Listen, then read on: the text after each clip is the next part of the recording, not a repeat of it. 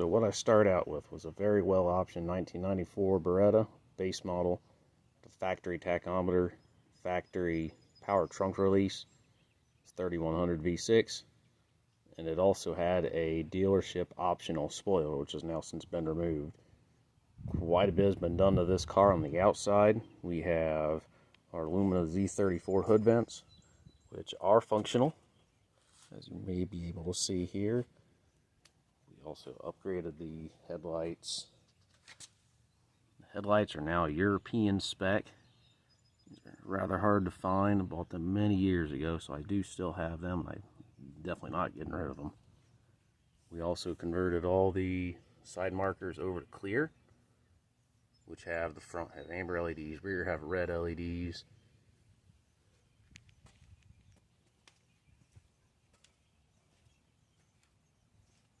We also have a full Indy ground effects package, which has also been painted white to match the car. Of course, it could use a touch-up, but most of the car already can anyway. It has a GTZ Z26 spoiler on it now.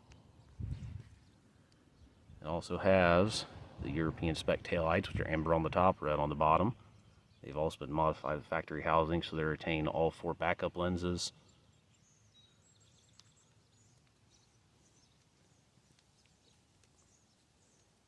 I did put a solar wing on. This is a rather old one, but they do still make these.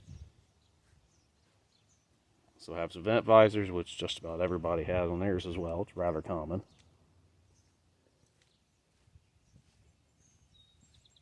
The wheels are just a slight upgrade. They're bronze Enkei EV5s and 17x7, and they are sitting on 225 4517 Federal Super Steels. I also have drilled and slotted all the way around with ceramic pads. When I say all the way around, I do mean all the way around. We have a Dodge Neon rear disc brake conversion, which there's plenty of write-ups on the forum. It's a little time consuming, but absolutely worth it.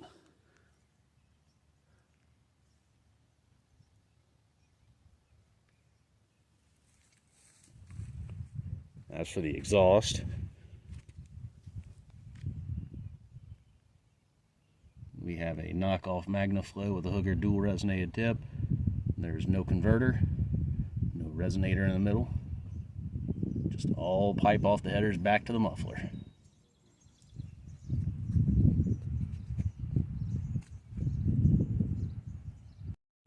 So the interior's been updated a little bit for over the factory. We have Z26 seats in the front. We also have them in the rear. Don't mind my guy back here, Scully. He's always hanging out with me. Should probably change his name to Lieutenant Dan, though, because he ain't got no legs.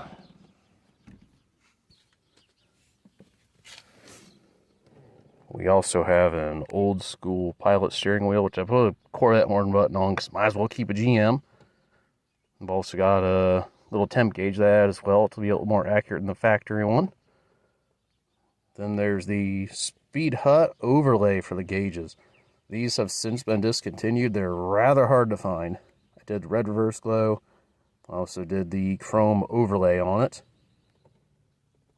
And of course, had to make the HVAC match. I got the black and red overlay on the HVAC. I've also got billet HVAC knobs. Both of those are also discontinued. And I've got a Cutlass Supreme shift handle in it, which is leather. It's a little hard to see in these pictures, but I also modified the park reverse neutral drive selections. What I did with them, I modified them so the gear that you are in is white. All the gears you're not in are red. And there is an LED in there, which does help brighten up quite a bit.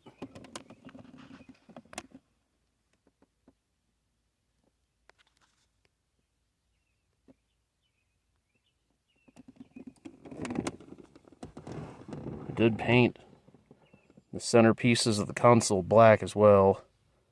Looked a lot better than the factory gray.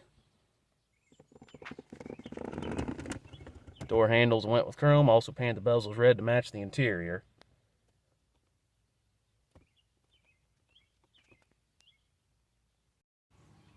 Now for the fun part.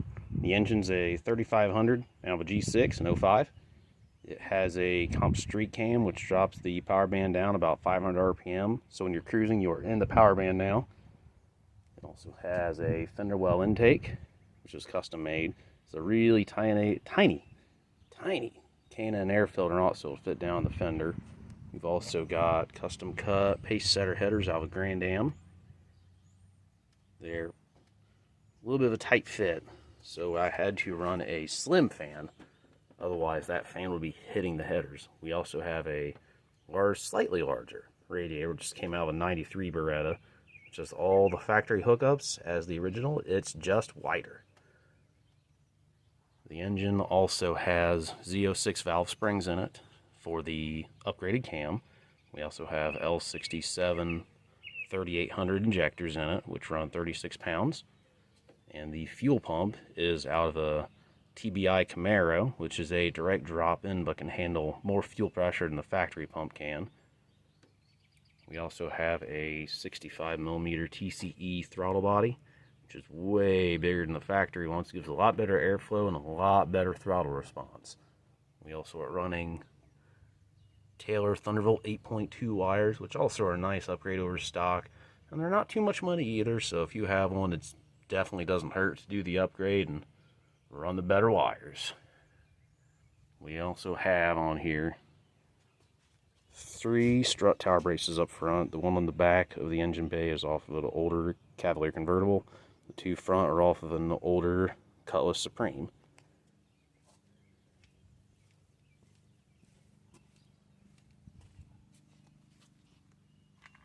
These also are a little bit harder to find. They're discontinued. It's a rear shock tower brace made by MRZ. Yeah, you aren't going to find these anymore. They're very nice for the handling, but good luck getting anything in the trunk there. They're in the way, but it's a good thing I really don't use this car for hauling. I have plenty of other vehicles for that.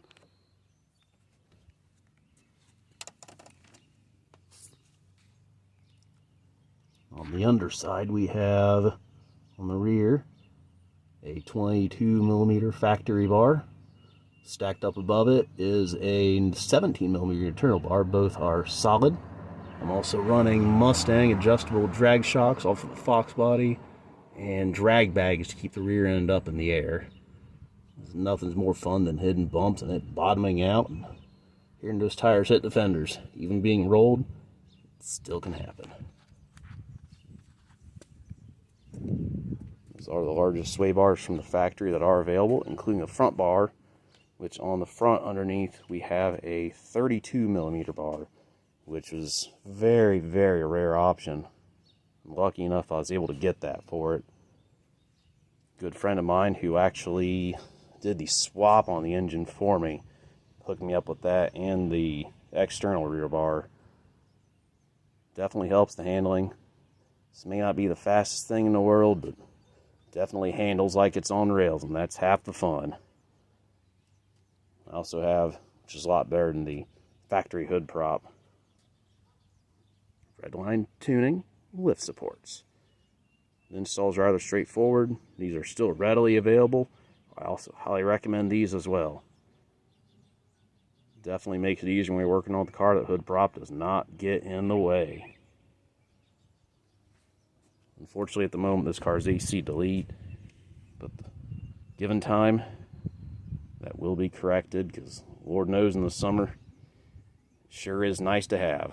I was young and dumb and tore it off, but it will go back on the car given time. Well, I hope everybody enjoyed the video. I forgot to mention a couple of things. The car is lowered on Canuck lowering springs, which lower the car about 2 inches. They do help the handling quite a bit, and they're not too horrible on the ride either. They also do not have any sag like some of the cheaper springs do, like Sprints. But they are a little hard to find. They are discontinued. But if you can find a set and you want to lower the car, I would recommend doing so. I am running factory AC Delco struts. They are new, but they are factory Delcos. There are upgrades available, including doing upgrade inserts into the factory housings or coil spring conversions, either of which, if you can do it. It is absolutely worth it. I also forgot to mention, down the transmission, I am running a upgrade converter, which is about 3,000 stall. I'm also running a fairly large transmission cooler as well, both of which definitely help, especially with the 3500 swap. Gotta have something to back up the transmission as well. Well, I hope you enjoyed the video, like I said, and hopefully this old girl's next.